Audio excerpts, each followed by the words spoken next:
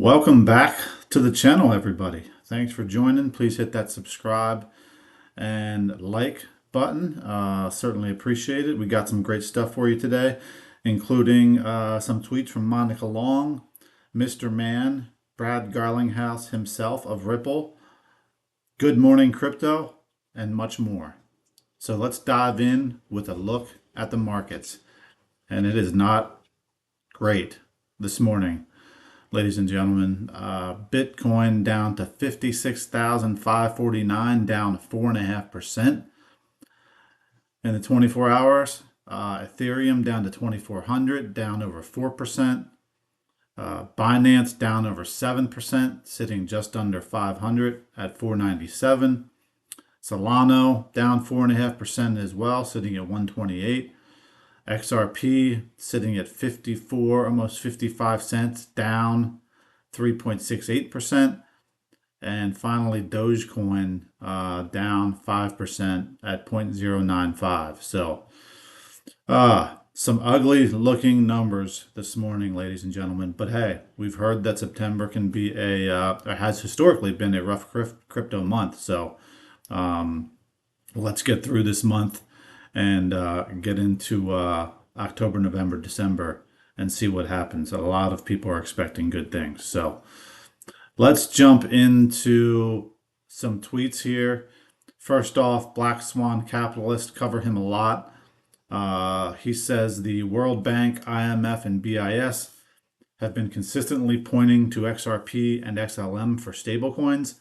This isn't just coincidence, it's the foundation of the new monetary system.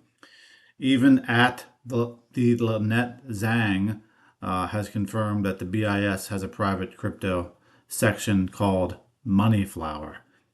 So let's take a listen to this, which Lynette Zhang comments on, and let me know what you think in the comments. Drop your comments and let me know what you think. Is XRP, XLM going to be part of the new financial system? Is it part of this money flower that she refers to? Let me know what you think. Here's the video. In March of 2023, there was a report by the IMF titled Trust Bridges and Money Flows, a digital marketplace to improve cross-border payments. And interestingly, on page 23, they mention two digital assets, and that's XRP and XLM. The Bank for International Settlements publishes their Money Flower. And there is a small space in that Money Flower for those private cryptocurrencies. So I agree with you that the winners of this have already been chosen. I believe so. Right? And I think that you just named the two that are most likely that. And I think also Wall Street's totally adopted Bitcoin.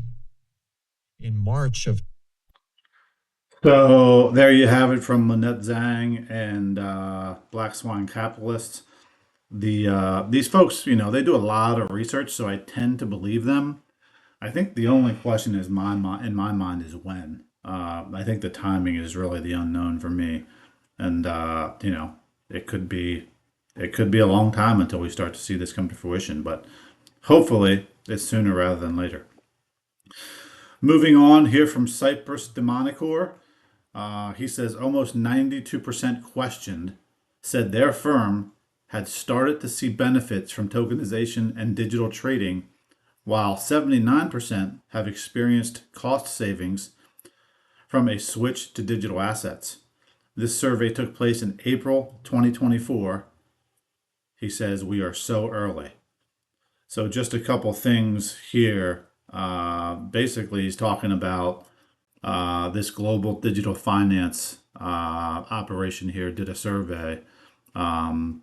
It's study with finance firms in the US, Asia, Europe, including the UK and the Middle East, responsible for more than 221.75 billion assets under management, found 70% selected private debt as the first asset to be tokenized and routinely traded, ahead of 62% selecting money market funds.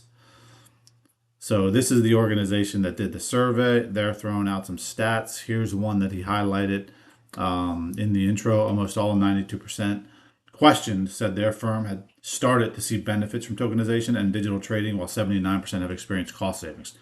Those are obviously very high percentages, which, of course, would indicate that more and more people are going to be going towards this tokenization. Finally, it ends with the GDF Global Digital Finance commissioned independent research company Pure Profile to interview 100 senior executives at financial institutions in Europe, including the UK, the Middle East, Asia, and the US, whose organizations collectively manage around 221.75 billion, as I said previously, worth of assets. The survey was conducted in April 2024. So this is bullish, in my opinion. Obviously, a lot of people, jumping on board here and taking part in tokenization already. And it looks like with these percentages, it looks like it's only going to increase. So, again, that's what pumps me up about this, gets me excited about this space is, part of the reason is how quickly we're transitioning. Moving on to Good Morning Crypto. They post here, just in, the Fed suddenly braced for a US dollar crisis that's predicted to spark total collapse. How are you preparing for a US dollar crisis? Comment below and follow for more. Again, here the headline just says, strap in, Fed suddenly braced for a US dollar crisis that's predicted to spark total collapse and a critical Bitcoin price tipping point. So, a lot of people think this is going to happen. The U.S. debt is growing by leaps and bounds. And, how much longer can the system really take on this much debt? So we'll see what happens. Moving on to a tweet from Brad Garlinghouse. He says, with new programmability in the works for the XRP ledger, something the XRP community has rightly been asking for, and the growing opportunity for Ripple's enterprise products to serve crypto native customers such as at Futureverse using Ripple custody, the foundations of crypto, he goes on to say, of crypto infrastructure serving real world use cases are steadily becoming more robust by the day. And then he retweeted Ripple's post here. Ripple was on the ground this week in Korea and Japan, starting off with a few key announcements, all in service of the goal to strengthen the foundation of crypto infrastructure to support blockchain utility and usability for institutional adoption. So thanks to Brad for that post. And, Ripple is seemingly all over the world making connections on a regular basis. So great to see. And I don't see that from a lot of other companies. So it's great news for sure. Let's get back down here to, actually, let's go to this one by Monica Long, because it ties into what Brad just said. So Monica Long, who's employed with Ripple as well, says custody is a critical entry point to tokenization. Everyone, from big banks to crypto natives, needs secure and compliant infrastructure to power enterprise use cases. Excited to further our partnership with at Futureverse. And it says below the original post by Ripple, AI and metaverse tech company at Futureverse is partnering with Ripple Custody to securely custody its assets. Futureverse has already adopted the XRPL NFT standard, uses XRP as the gas token on the root network, and is integrated with the XRPL DEX to supply network. So there's more to that there, but I'm going to cut it there. But as far as this tweet goes, but again, just the connections now with that Futureverse for custody, huge. As obviously you got to be able to protect your digital assets. If you want to move forward in this space. Moving on to actually go back down here to Mr. Man for a second. I don't want to miss Mr. Man. He is the man. Mr. Man posts, liquidity will dry up much further because central banks will need to allocate a large amount of funds to pre-position their CBDCs, their central bank digital currencies, as stated by the International Securities Service Association. When the liquidity crunch is bad, the CBDC will show up on time. So he's basically saying, CBDC is going to be, set up as being kind of a savior in some areas. And here, the International Securities Service Association, to his point, says liquidity costs are likely to rise as CBDC will need to be pre-positioned for the maximum intraday need in additional liquidity pools, and failure to pre-fund could lead to contracts being revoked or penalties imposed.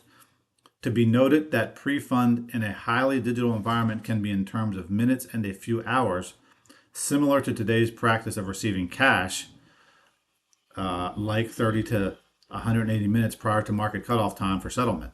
Therefore, pre-funding is in this digital environment should not have similar liquidity costs than if pre-funding was needed overnight onwards. But this is to be further investigated. So, they're just basically saying here that these central banks need to be able to have funds to pre-position their CBDCs, which makes total sense.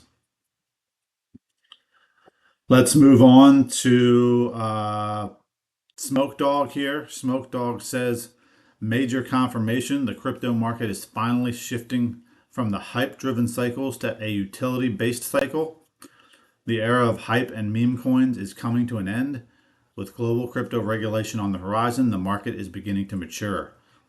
So, he's seeing things. Again, this guy does a ton of research, Smoke Dog, and always brings great stuff for us to view. But what he found here, it says, firstly, we no longer see projects obtain funding based on hype, with prerequisites for funding now including sound economic foundation and a robust business case. He says prioritizing return on investment and the presence of a clear business case. Consequently, the convergence of liquidity, utility, equity, and governance has become imperative, forming a comprehensive framework for evaluating the viability of blockchain-based projects. He goes on to say, much like DNS and HTTP for the internet, the focus will shift from buzz phrases to usability and use cases that solve a specific business problem, where the practical application of these technologies will take precedence. So great stuff there from Smoke Dog. Again, he's basically just saying some of these things that we're finding with crypto and digital assets are coming to fruition, and institutions are starting to use these things. So great to hear. Thank you, Smoke Dog, for that. And here is a quote from, first time quoting this guy on here on my channel is Nagato. I actually follow him on Instagram, and just some of the stuff he posts is really good, and I want to share this one with you here. If you don't follow him, give him a follow at Crypto Nagato. He says, the plan is simple. Ride the Q4 wave, take massive profits, sit on my ass while life maxing, wait for the recession to develop, buy the generational bottom across all markets when blood is everywhere, re-ride the next wave. I've heard many stories of people who accumulated generational wealth during massive crises. It would be a shame not to at least try to do the same. Keep in mind that while these events can have devastating effects on the average person, they can also present incredible opportunities for those who are prepared. Is a great reset coming? Let's see how it unfolds. So, cool post there from Nagato.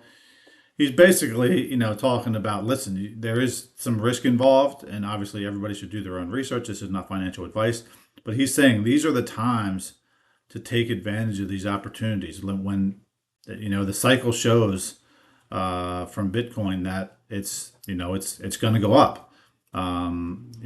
It's typically bullish during this time frame. We're obviously not seeing that in September, but it takes time after the halving for things to go up, but it's typically pretty predictable. And if you can hold through the hard times and get through these times, you can come out looking good on the other end. And then if you choose to buy in again,